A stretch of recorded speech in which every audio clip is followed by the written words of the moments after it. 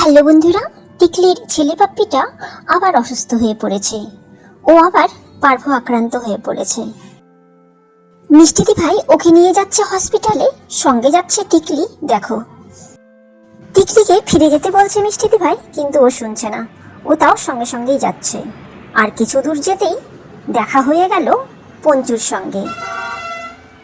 দু ভাই বোনের দেখা হতেই কি সুন্দর হাই হ্যালো হলো। আর এখন দুজনেই মিষ্টিদি ভাইয়ের সঙ্গে সঙ্গে চলছে। কি অবস্থা! এরা শেরুকে নিয়ে একেবারে এত চিন্তিত, দুজনেই দেখো হসপিটাল পর্যন্ত চলে এসেছে। আর এই যে শেরুকে এখানে রেখেছে মিষ্টিদি ভাই, আর এদিকে টিকলি এদিক ওদিক খুব তদন্ত করে দেখছে যে কোথায় আনা হলো ওর ছেলেকে, আর কি করা হবে না হবে, কি কোন জায়গা, সব কিছু ও ঘুরে দেখছে। আর ওই যে পঞ্চুও বেশ দুজনে মিলেই তদন্ত করে দেখছে খুব ভালো করে চারিদিক।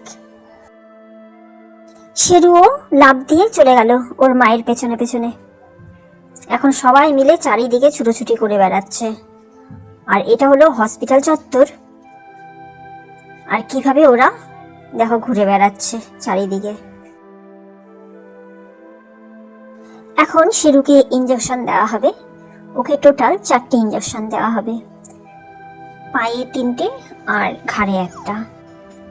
তা ওর ইঞ্জেকশন দেওয়া শুরু হয়ে গেছে, আর সেই সঙ্গে ওর চিৎকারও। এত খারাপ লাগছে না এই পাপ্পিগুলোর জন্য। সমানে একের পর এক প্রত্যেক দিন গাদা গাদা ইঞ্জেকশন ড্রিপ নিতে হচ্ছে ওদের।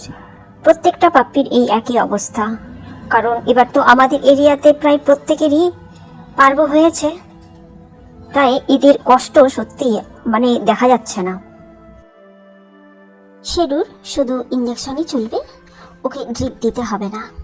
ইঞ্জেকশন দেওয়া হয়ে গেছে, এখন সবাই মিলে ছুটোছুটি করছে।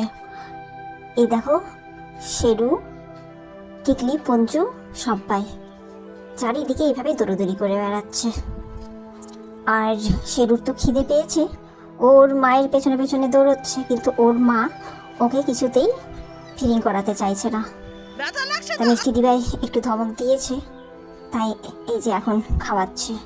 আসলে টিকলির পেট একেবারে চিড়ে চিড়ে গেছে দাঁত দিয়ে নখ দিয়ে বাচ্চাদের, তাই ও এরকম করছে। শেরুর আর কতদিন ইঞ্জেকশন চলবে এখনই ঠিক বোঝা যাচ্ছে না। মাত্র 2 মাস বয়স হয়েছে। এই অবস্থায় সমানে প্রত্যেক দিন গাদা গাদা ইঞ্জেকশন নিতে হচ্ছে। খুবই খারাপ লাগছে এদের জন্যে, এত কষ্ট সত্যি দেখা যাচ্ছে না। খাবার আর জল একেবারেই দিতে মানা করে দিয়েছে, শুধুমাত্র ORS-এর জল খেতে পারবে, আর সেটাই দেওয়া হচ্ছে। তবে আজকে ডাক্তার বলল একটু খাবার দিতে, যদি খাবার খায় তাহলে আর ওকে ইঞ্জেকশন নিতে হবে না। শেরু ভমিট তো একদিনও করেনি, আর ওর পটিও এখন ঠিক হয়ে গেছে, মানে নর্মাল এখন করছে। তাই মনে হচ্ছে ও এখন হয়তো কমপ্লিটলি কিওর হয়ে গেছে। আজ এ পর্যন্তই। পরবর্তী আপডেট নিয়ে খুব তাড়াতাড়ি আসবো, সঙ্গে থেকো। আর যারা নতুন তারা চ্যানেলটি সাবস্ক্রাইব করে আমার পাশে থেকো।